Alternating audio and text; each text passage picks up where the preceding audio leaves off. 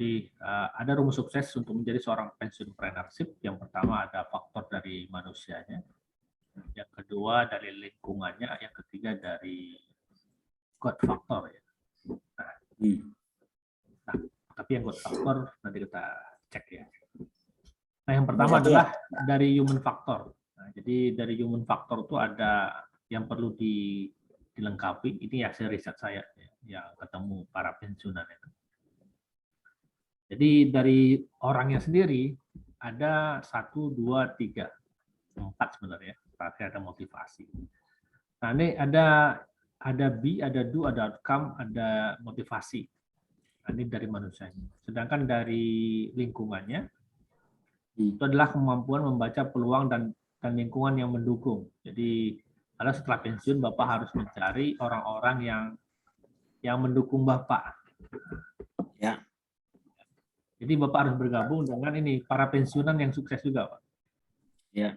Kalau yang belum sukses ya say hello aja, Pak. Sekedar ini aja, ya ngobrol sebentar, tapi jangan terlalu lama di sana. Ya. Kali Bapak sudah memang benar-benar sukses, Bapak ingin membantu mereka, itu lain hal ya. Tapi kalau belum, kalau kita baru memulai itu berbahaya. Kenapa? Karena dipengaruhi nanti oleh mereka. Nah, maka kita itu cari lingkungan yang mendukung kita.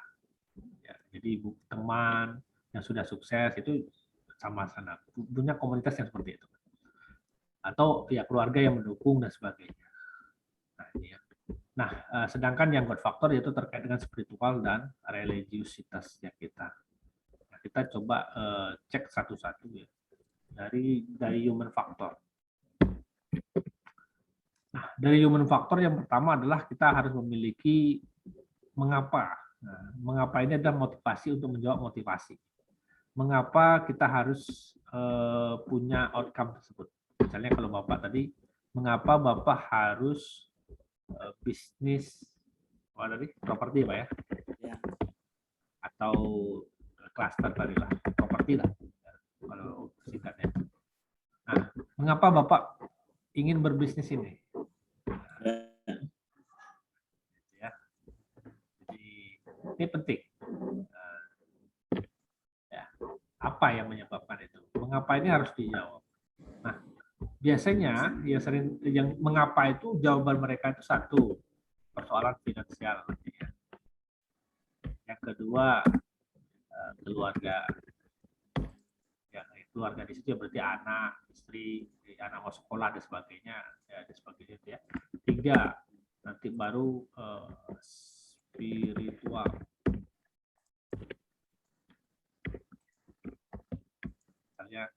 Dengan punya bisnis properti, saya punya banyak uang tabungan, saya bisa dermawan, membantu masjid, misalnya gitu ya, sedekah dan sebagainya.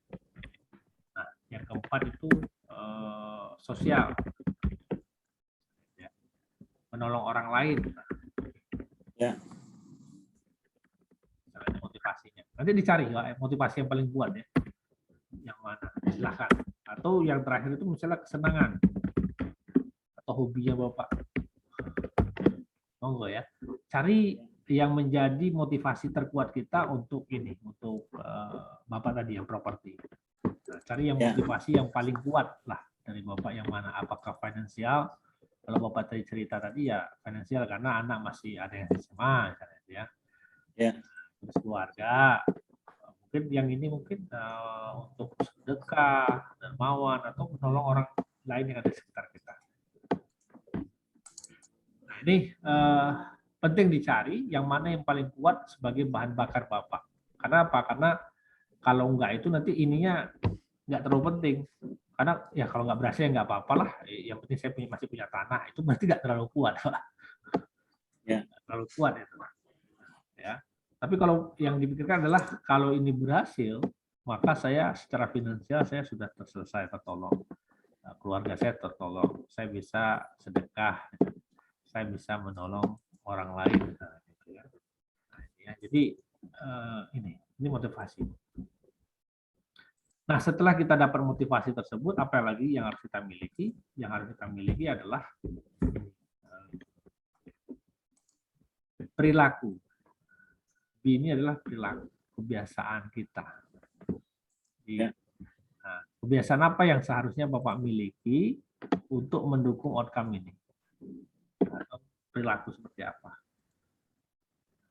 Ya, jadi perilaku seperti apa? Nah, yang selanjutnya adalah setelah perilakunya atau kebiasaannya, kita baru masuk ke tahap berikutnya adalah do. Do ini adalah strategi. Ya. Jadi strategi apa yang Bapak harus miliki untuk menghasilkan outcome. Berarti kan Bapak misalnya ya belajar mengelola properti, atau ya kemarin didampingi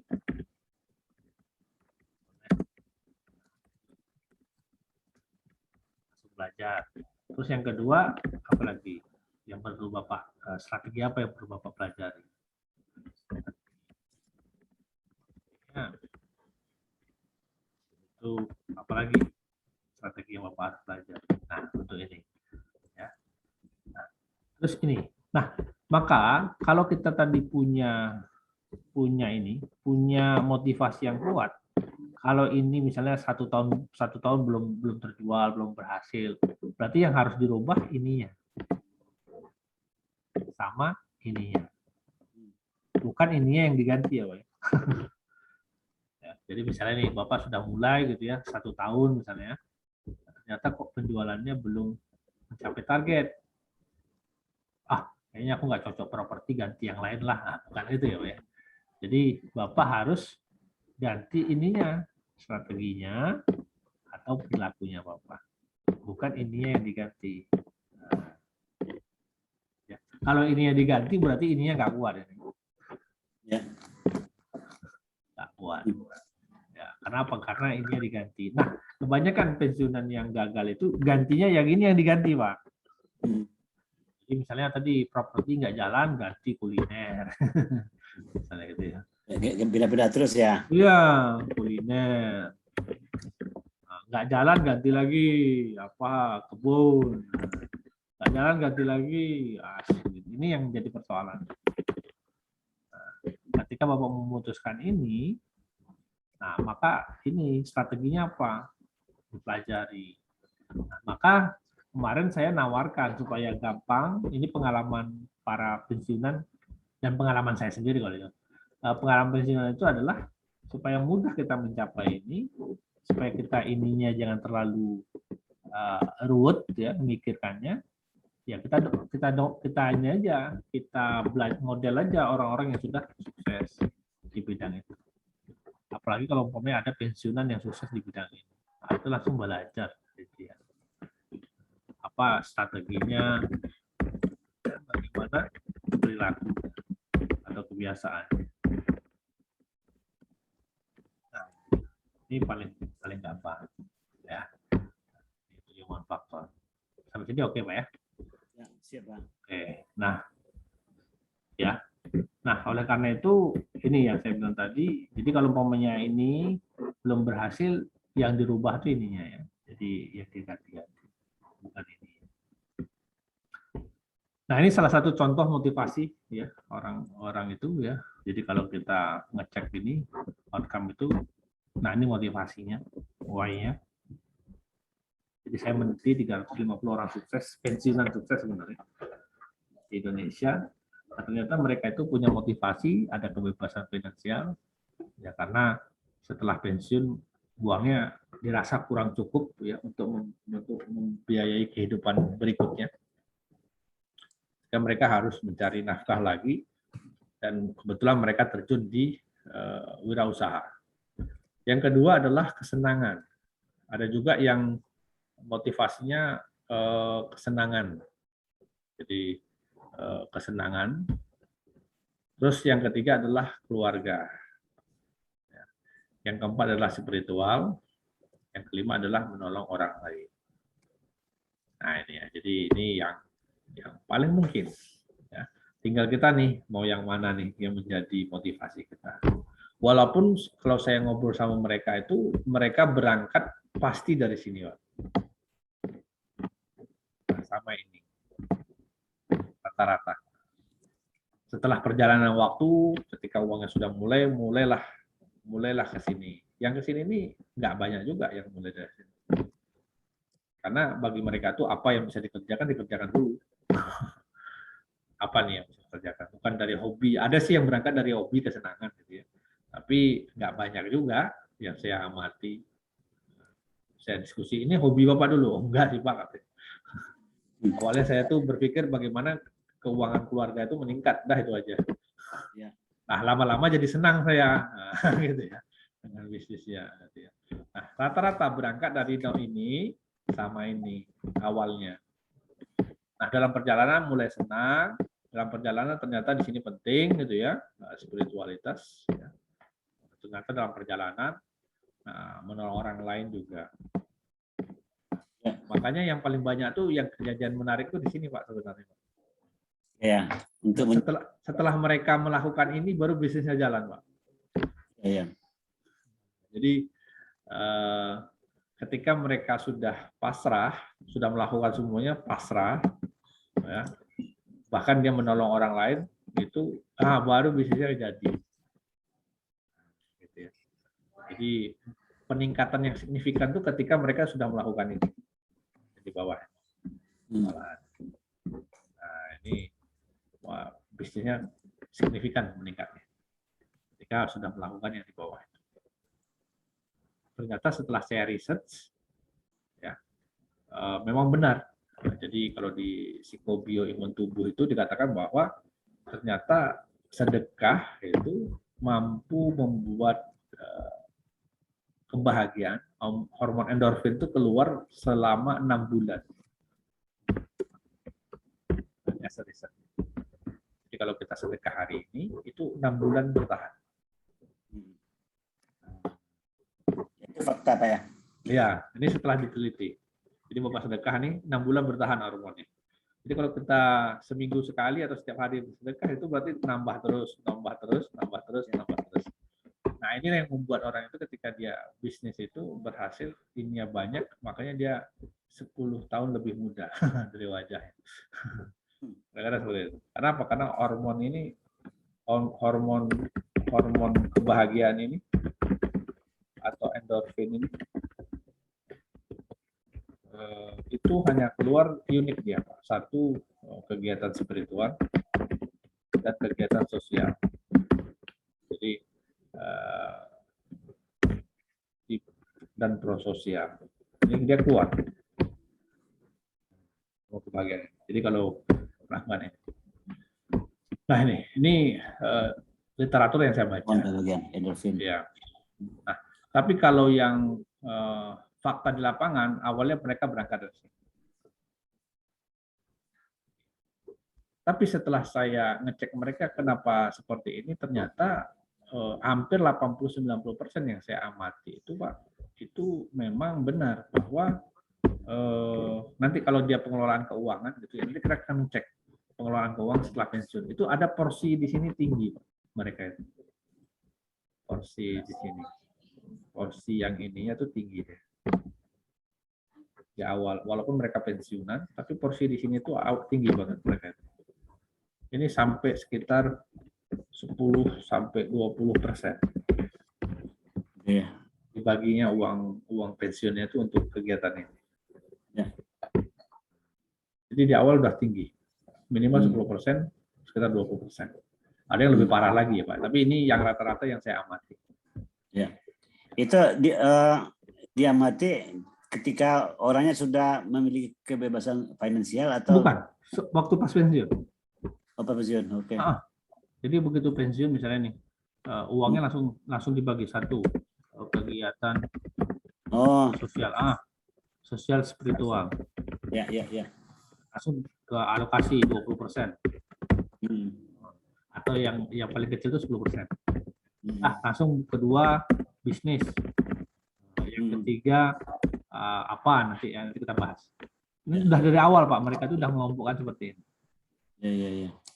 Jadi bukan kebalik, bukan ini nanti, bukan ini dulu, enggak. Maksudnya itu sudah ada cadangannya mereka. Cadangannya. Walaupun kalau motivasinya berangkatnya dari sini. Motivasi untuk bisnisnya itu loh Pak. Tapi uang cadangannya sudah di sini memang. Tapi motivasi bisnisnya itu di sini awalnya, keluarga sama ya. Ininya sudah ada sih, sudah dicadangkan dari awal mereka itu. Ini pengamatan saya di lapangan.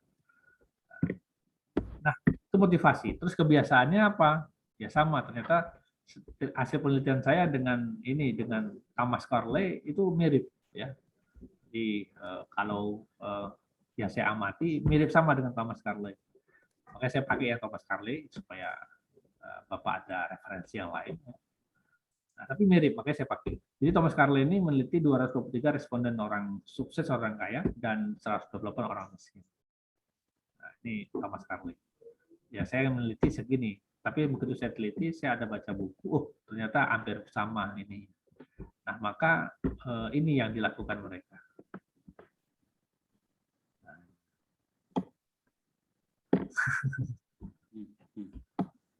Yang Muslim ya berarti dia sholat gitu ya Pak ya. Ya. Nah, terus ini Pak, yang kedua. Kira-kira nih apa yang dilakukan? Pagi ini ngapain, habis itu ngapain sampai selesai. Nah, ini yang ketiga mereka lakukan. Mereka selalu belajar walaupun mereka sudah sukses. Karena mengupdate pengetahuan penting. Terus ini Pak, nah, ya, masa pensiunan itu pertemanan itu membuat tambah sehat Pak. Ya. Terus ini bergaya hidup sehat. Ini gunakan aja teorinya Dr. Segi Haryama tadi. Olahraga. Ya. Sayur buah. Terakhir ya pikiran.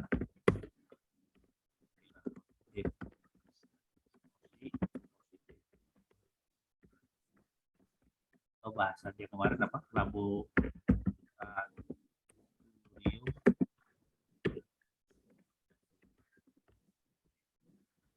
pakai terakhir ini. Nah, Bapak sudah melakukan ini ya. Pada maka Bapak bilang kemarin saya tak pernah nonton TV, ya udah Bapak yang ini malah keren itu sudah. Ya Pak. Kan Bapak sudah melakukan katanya kan kemarin kan di rumah tidak ada ini ya kan berarti kan seharusnya udah pas ini Bapak lebih banyak di sini. Lebih banyak membaca dan nonton TV ya daripada kan berarti kan di sini.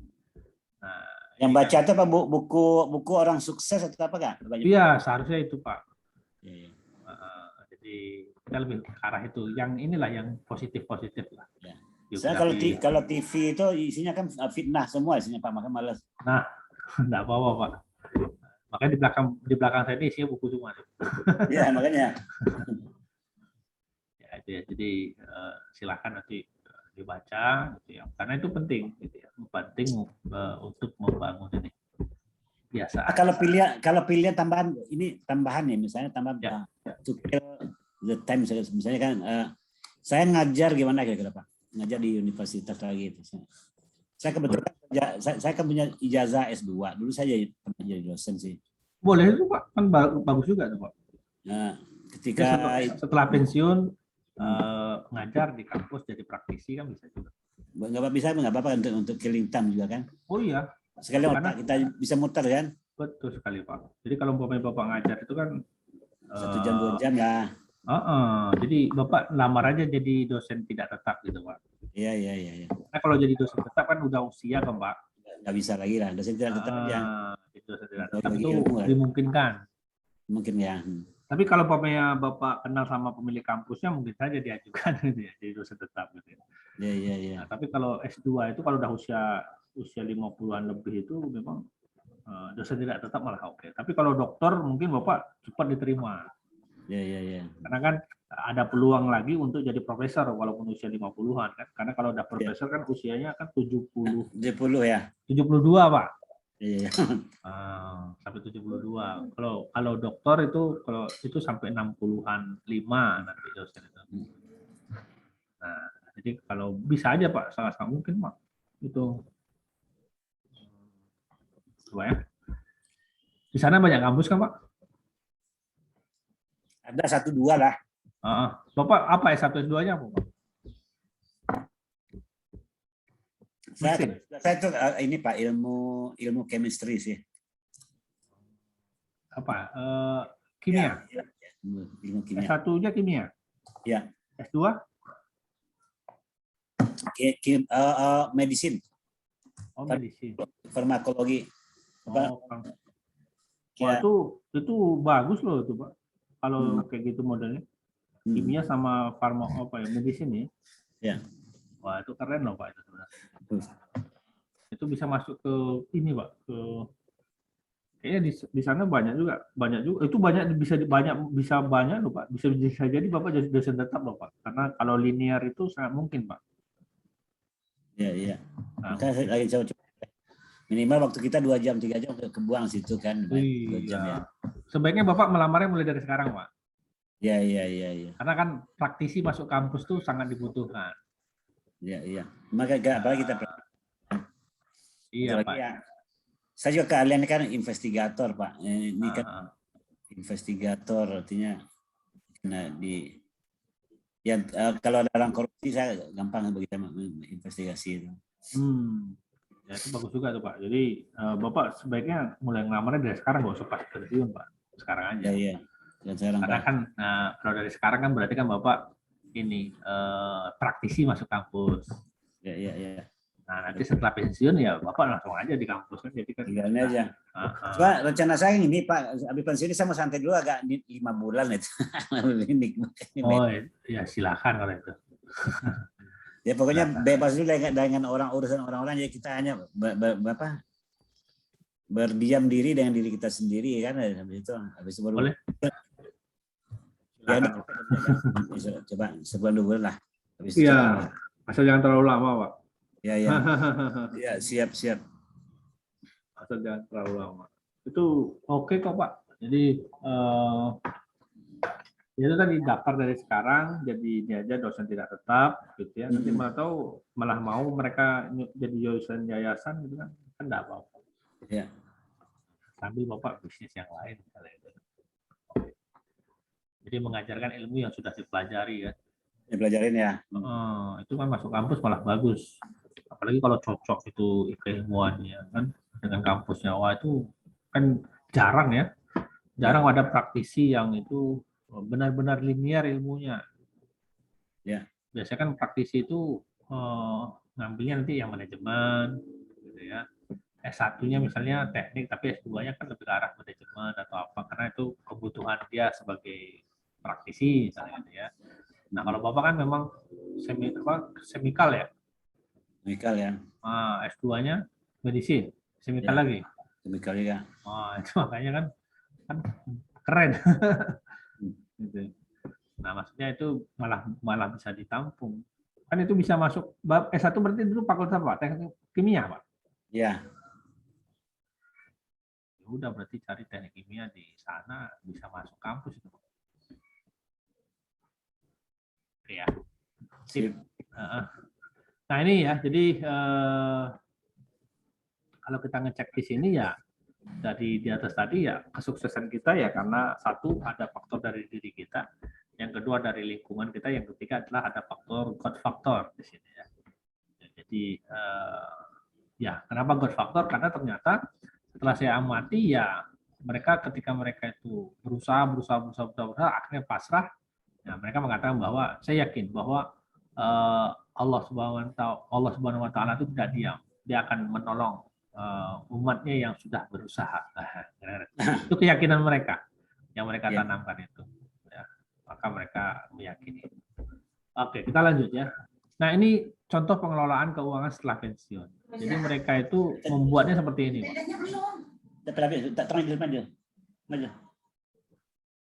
Ada.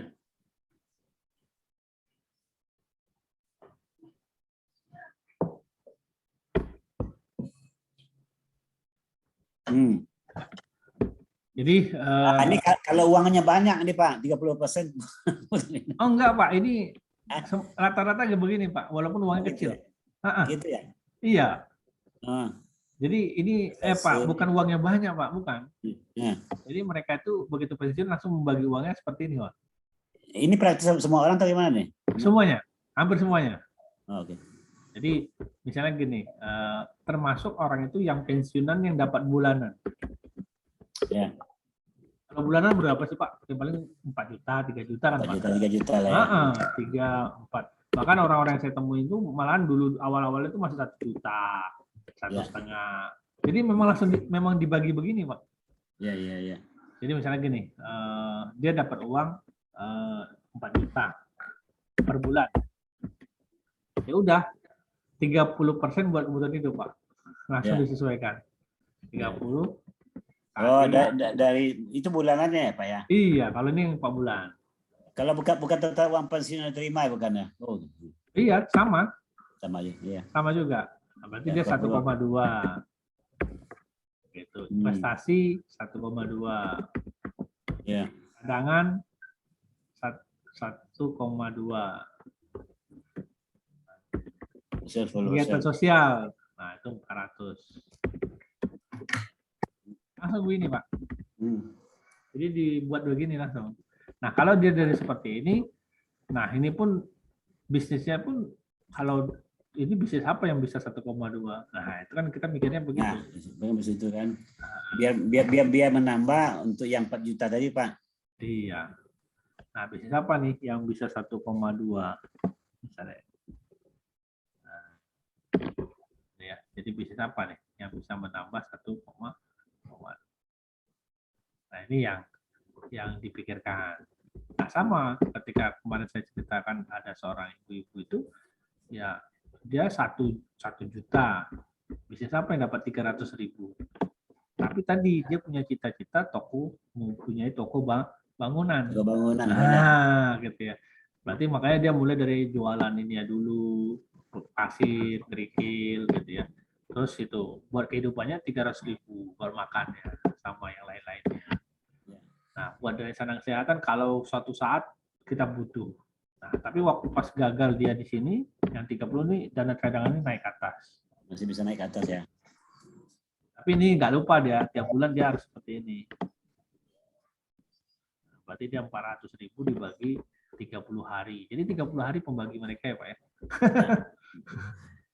Jadi setiap hari loh Pak. Ya, berarti 10.000 sehari. Jadi bukan langsung sekali 400.000, bukan. Ya. Jadi dia tuh setiap hari itu melakukannya. Ya. Gitu. Jadi kira-kira 10.000 gitu ya, per hari. Nah, ini kalau mereka. Tapi kalau yang per bulan. Tapi kalau yang nggak per bulan, misalnya dapatnya 100 juta, misalnya. Juga sama. Dibagi. 30 juta. Ya, 30 juta buat makan. Ini selama, ini mereka kasih tahu saya itu. Kita harus memikirkan 2 sampai 3 tahun. 3 tahun ke depan, Pak. Iya, 2 tahun sampai 3 tahun ke depan. Jadi, kenapa? Karena bisnis itu tidak langsung jadi kan, Pak? Iyalah. Nah, maka kita menginvestasikan ini untuk 2 tahun sampai 3 tahun ke depan. Jadi kalau umpamanya 30 juta ya berarti sebulan 1 juta lah. Kira-kira gitu ya. Terus di kedua gitu juga 30 juta lagi untuk bisnis yang dibagi 2, 20 juta bisnis,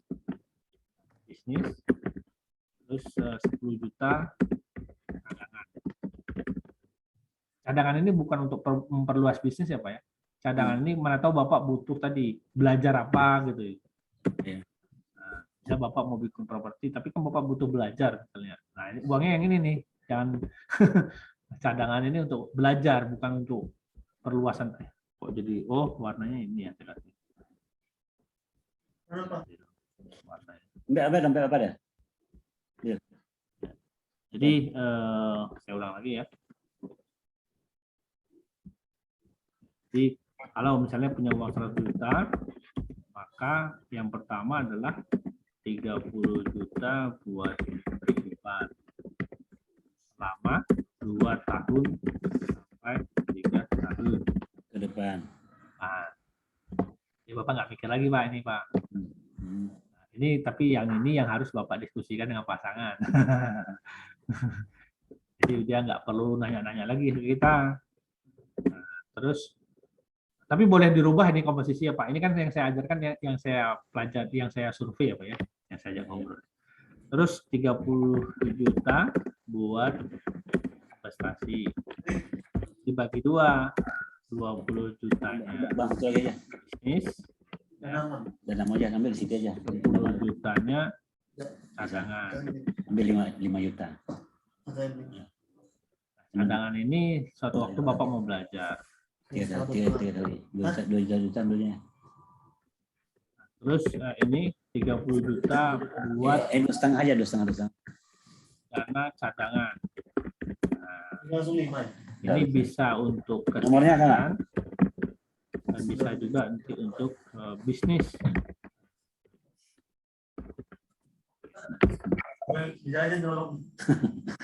Terus yang terakhir baru 10 juta buat sosial.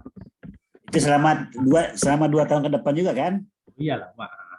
2 tahun, 3 tahun ke depan. Ya, kan?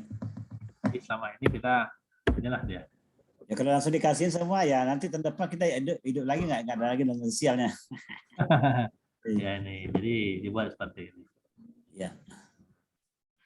Lalu pengeluaran keuangan. Jadi ini ya, jadi kesehatan bisnis ini 30% buat dana cadangan kesehatan bisnis. Jadi bisa untuk bisnis, bisa untuk kesehatan kita. Kalau kita belum punya asuransi, tapi kalau udah punya asuransi, ya berarti kan asuransinya selama 22 tahun, 3 tahun ke depan kita harus sudah cadangkan. Misalnya kita BPJS ya berarti berapa? BPJS dong, BPJS juga harus bayar kan? 100.000 per bulan misalnya, kan? Atau berapa tuh Pak? Saya lupa. 70.000 misalnya. 70.000 kali 2 tahun ke depan. Berarti 700, berarti kan nggak sampai segini lah maksudnya ke depan. Nah, kita ada BPJS, berarti kan kesehatan sudah aman ya. Nah, berarti kita tinggal bisnisnya. Ini cadangan tapi untuk bisnis. Nah, bisnisnya itu apa tadi Pak? Rata-rata mereka itu, kalau mereka itu ini komposisi setelah mereka menyadari, ternyata benar ini bisa dipakai. Kadang-kadang ini bisa dipakai, yang ini bisa masuk sini, bisa masuk sini. Kadang-kadang enggak, ada yang enggak, tetap aman. Ya. Tapi hampir 60% pada saat penelitian itu, yang ini nih kadang-kadang masuk sini, Pak. Ya. Kenapa demikian? Karena tadi mereka itu setelah mereka tadi setahun belum berhasil, atau sudah belajar tapi kurang berhasil, sehingga dia harus belajar lagi. Jadi sebenarnya dia belajar untuk belajarnya Pak, bukan untuk nambah ini bukan, tapi untuk belajarnya. Nah, kalau udah belajar, udah oke, baru nanti perluasan. Jadi inilah yang dilakukan mereka. Jadi mereka melakukan ini. Jadi sudah disiapkan untuk yang ini, kalau yang sudah punya uang langsung dikasih dari perusahaan. Nah, ini ya, jangan lupa ya, persiapkan 2 tahun, 3 tahun ke depan. Nah, jadi Bapak tidak memikirkan ini, kehidupan sehari-hari, Bapak akan fokus di sini, kan, bisnis ini. Ya. Nah, kebanyakan yang gagal itu dia enggak gitu, Pak. Jadi dia masih ini, jadi terlalu banyak mikirnya ke sini, Pak. Uang itu misalnya langsung, wah ini untuk biaya hidup dapat 100 juta untuk biaya hidup, langsung ke sini mikirnya. Oh, kalau udah biaya hidup, begitu dapat uang 100 juta udah beli macam-macam udah Pak. Ini yang paling sering terjadi malahan. Oh, beli motor lah dulu, beli inilah, habis ya. Habis langsung. Makanya banyak orang-orang yang pensiunan itu kan beli mobil, lebih ke arah konsumtif kan. Lebih ke arah itu. Begitu udah 1 tahun habis, mobilnya dijual, kemudian dijual lagi, balik lagi. Nah, tapi kalau yang sukses tuh enggak langsung dibagi gini. Udah kehidupan kita nih. Nah, diskusikan dengan pasangannya. Nah, kita mau buat bisnis apa nih yang cocok? Nah, untuk 20%. Kalau tujuan kita tadi apa properti, berarti kalau umpamanya uang kita cuma 30 juta, berarti kita nggak langsung besar nih propertinya. Kan kecil dulu kan, Pak. Misalnya Bapak jual kapling, kapling siap bangun dulu, misalnya, ya. Atau bisa langsung dibangunkan, gitu ya. Nah, bisa langsung dibangunkan, tapi ya tadi Bapak nanti bisa cash keras, misalnya strateginya, gitu ya. Tapi harganya tidak sama dengan yang lain. Misalnya Bapak punya 20 unit, harga per unitnya misalnya 300 juta. Tapi Bapak nggak usah jual begitu, Bapak jual 250 juta. Ya, tapi cash keras. Untuk 2-3 unit pertama itu kan? Iya, untuk 2-3. Nah, supaya Bapak punya modal. Karena uang Bapak kan cuma di sini. Ini kan cukup untuk apa aja kan, untuk apa bikin ini kan, izin-izin kan. Ya. Misalnya Bapak bikin izin IMB-nya dulu, nah, nggak usah semuanya dulu, misalnya cuma 5 unit dulu dibikinkan izinnya. Ya. Minimal dapat modal dulu lah. Gitu, iya, berarti kan uangnya nggak ada nih, uangnya kan untuk izin dulu. Biasanya kan kita kan perlu pematangan tanah segala itu kan punya modal. Iya, betul. Nah, ya, jadi ini bisa dipakai. Jadi yang ini, yang kita punya ini. Ya. Oke, sampai sini oke ya Pak ya. Inilah yang dilakukan mereka. Nah, sambil tadi ininya setiap hari. setiap hari, ya, lancar lah, ya. Lancar, bisnisnya jadi lancar. Kalau langsung dikasih semua nggak lancar Pak. Ya, lagi pula Bapak nggak mungkin mau. Iya, nggak juga kita kan nanti dua hari lagi orang minta dana, udah nggak lagi udah saya bagi semua, itu nggak enak. Jadi kalau umpamanya Bapak punya ini kan setiap hari 30, misal 30 juta dibagi kalau 1 tahun kan 1.000 lah, 1.000 hari. Bagi 1.000. Nah, enggak 1.000 hari kan. 1.000 hari lah, 3 tahun. 3 tahun kan. 30.000 sehari kan. Iya. Jadi lumayan juga udah gede, cukup gede itu. Iya, udah itu aja. Jadi kalau orang, oh mohon maaf saya cuma bisa nyumbangnya itu untuk kegiatan personal 30.000 sehari. Jadi kan Bapak nggak terlalu mikirin. Jadi kalau orang datang, oh kita nggak ada. Kalau mau datang besok pagi gitu. Gitu ya. Nah, itu udah itu aja. Ini kegiatan sosial. Oke, Pak, sip ya? Ya. Cara pengelolaannya. Nah ini yang mereka sukses itu mengelolanya begini Pak. Nah, jadi Bapak bisa contoh, atau ya kalau memang Bapak mau bikin apa, mau bikin misalnya, oh saya tuh pengennya kebutuhan hidup saya menjadi 40%, silahkan, nggak apa-apa.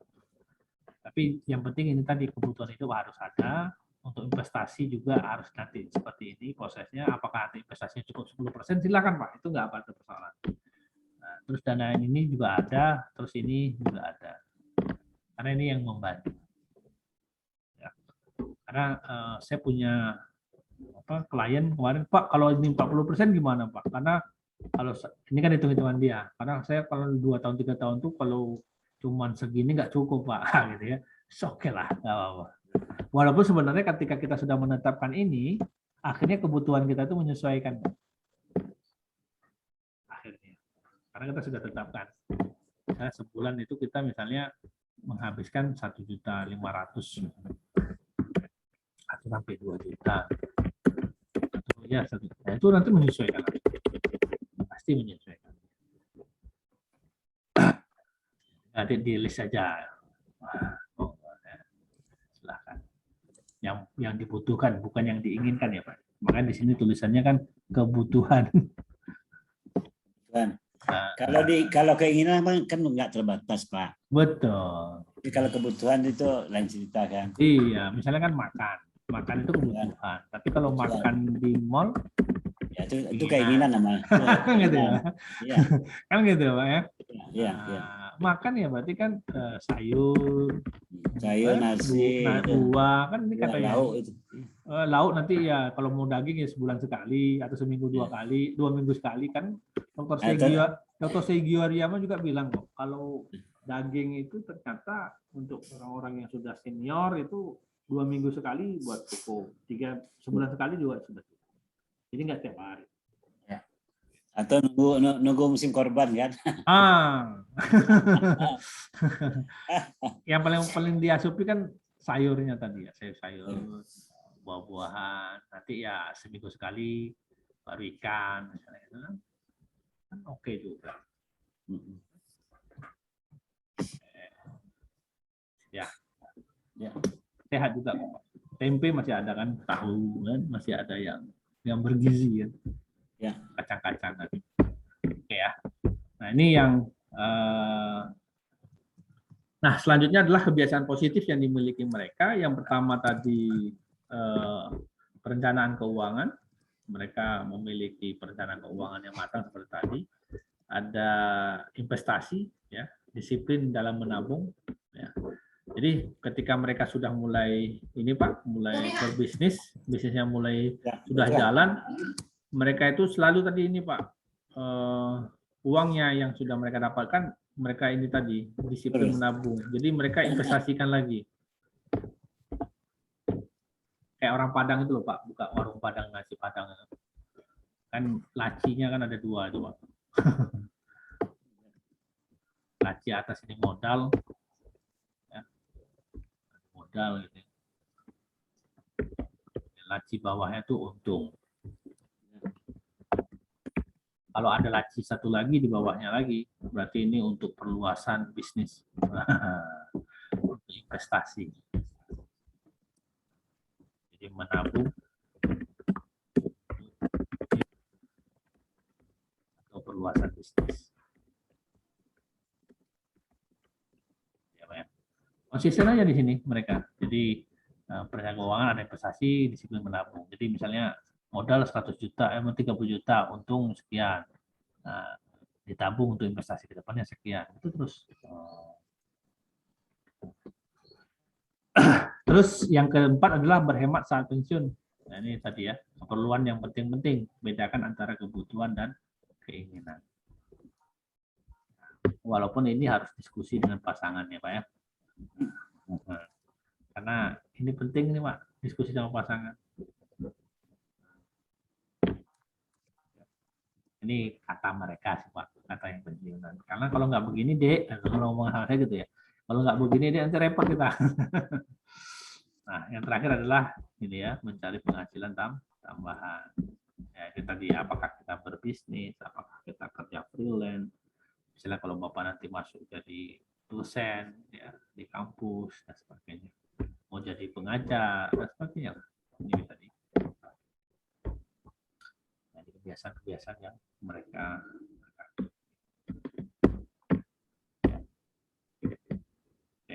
Nah, maka dari itu mindset-nya adalah yang pertama cash in, cash growth. Jadi uang yang masuk itu ya, kalaupun keluar itu untuk pertumbuhan kita. Jadi contohnya apa? Belajar itu kan untuk pertumbuhan. Jadi belajar itu jangan dikira itu untuk membuang uang, tapi itu cash growth untuk pertumbuhan kita. Jadi makanya cari keluar pun uang kita, tapi untuk pertumbuhan. Jadi bukan untuk perumahannya dikeluarkan, tapi untuk pertumbuhan. Ya. Nah, walaupun nanti misalnya suatu saat Bapak misalnya sudah punya uang, terus Bapak ketemu teman, ya, tetap untuk pertumbuhan. Makanya cari teman itu hanya 2. Ya. Bukan dengan teman yang lain nggak boleh Pak ya. 1, membuat tambah uang. Yang kedua, kalau nggak uangnya tambah, ya tambah pengetahuan. Nah, kira-kira itu. Pertumbuhan juga kan gitu Pak. Jadi kalau kita ketemu teman itu malah tambah pusing Bapak.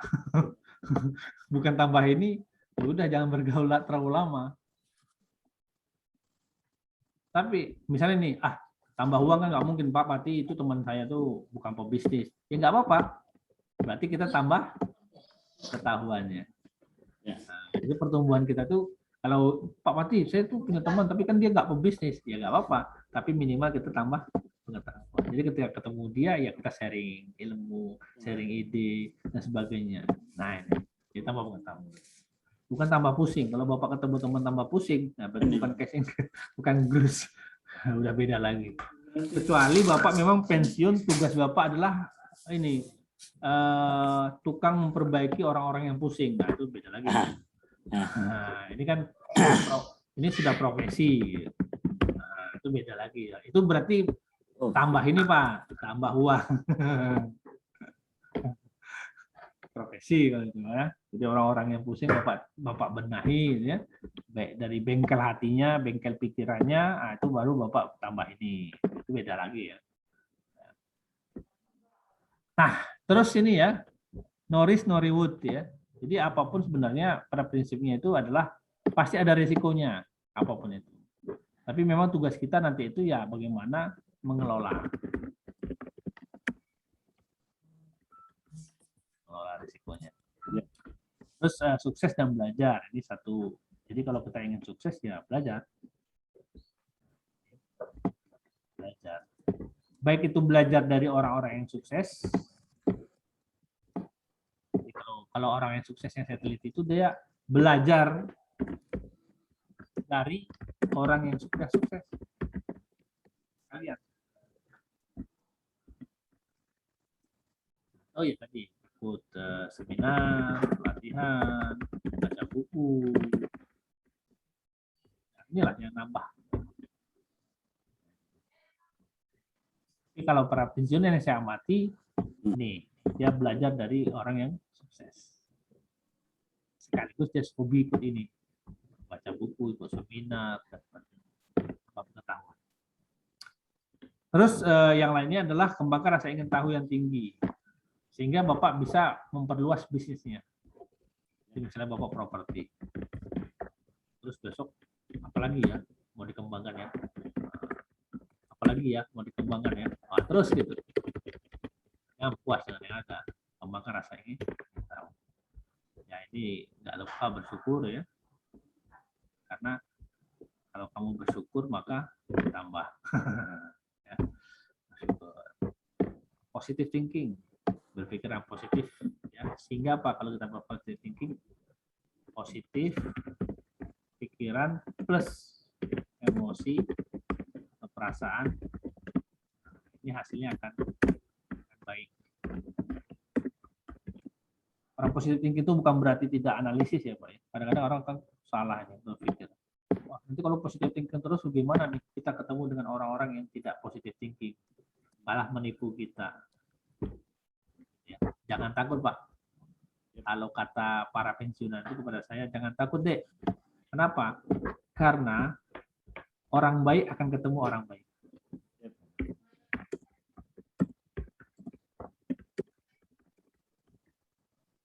Kalau kita sudah positif, maka kita akan ketemu orang.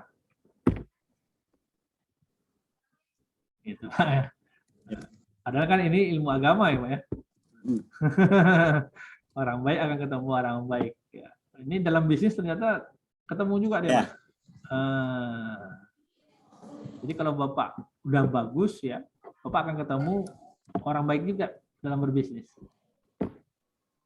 Tapi kalau umpamanya kita plus minus, ya berarti kalau kita mau mengarah plus, maka minusnya kita akan dikurangi. Nah ini yang dikatakan oleh pensiunan itu. Saya berbaik sangka pada Tuhan, kata dia. Kenapa gitu Pak? Karena mungkin saja dalam waktu saya bekerja dulu saya banyak minusnya. Sehingga uang saya hampir habis, tiba-tiba saya naik lagi ke atas. Nah, itu ya Pak ya. Jadi kalau umpamanya rumusnya itu nanti begini ya Pak. Kita, jadi ini, ternyata ada penelitiannya, ada jurnalnya. Jadi, nah, kita hidup dulu misalnya di sini, negatif. Pernah negatif lah. Kita ingin menjadi orang yang plus, orang yang baik, positif. Maka kan ini menuju ke sini Pak ya. Kita akan mengalami fase namanya nol. Nah, maka bisa jadi pada saat kita kembali ke zero, nol ya. Jadi maka ketika kita misalnya mau jadi orang baik dalam berbisnis, bisa jadi uang yang kita miliki yang ada negatifnya itu berkurang Pak.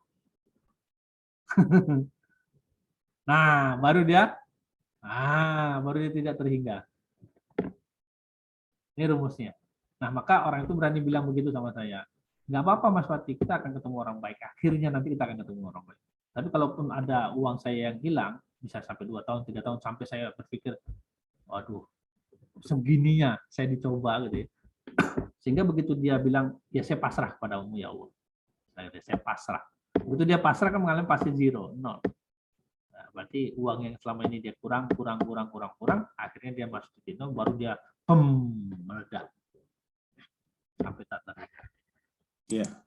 Nah, maka disinilah rumusnya, Bapak nanti setelah masuk sini, Bapak akan ketemu orang baik, ketemu dengan orang baik. Nah, jadi Bapak bisnis Bapak akan ketemu orang-orang baik. Makanya kalau ada orang bilang, wah nanti kalau bisnis itu sedang ditipu orang, nggak apa-apa. Sebenarnya ketika kita ditipu orang itu di sini dia. Kita mau pindah ke sini. Namun ketika kita nipu balik, ya kita akhirnya menjadi negatif yang tak terhingga. Nah, gitu ya. Kalau kurva normal itu kan gitu ya. Nah, tak terhingga. Jadi negatif. Jadi kalau kita paling mentok pun kita di sini, nol. Jadi kalau umpama kita ada plus minus dalam berbisnis, kadang baik kadang jelek, ya itu paling mentok dapatnya nol, nggak dapat apa-apa. Itulah yang kemarin Bapak bilang, uang setan dimakan jin. Jadi uang setan dimakan jin itu ya ini tadi nol ya, nggak dapat apa-apa. Nah, terus yang terakhir adalah pikiran, perasaan, dan fisik itu satu kesatuan yang membuat kita hidup sehat. Ya, inilah kira-kira Pak. Siap. Oke, sampai di sini ada yang ditanyakan? Saya persilakan. Pak. Atau ada yang mau didiskusikan dulu? Saya persilakan.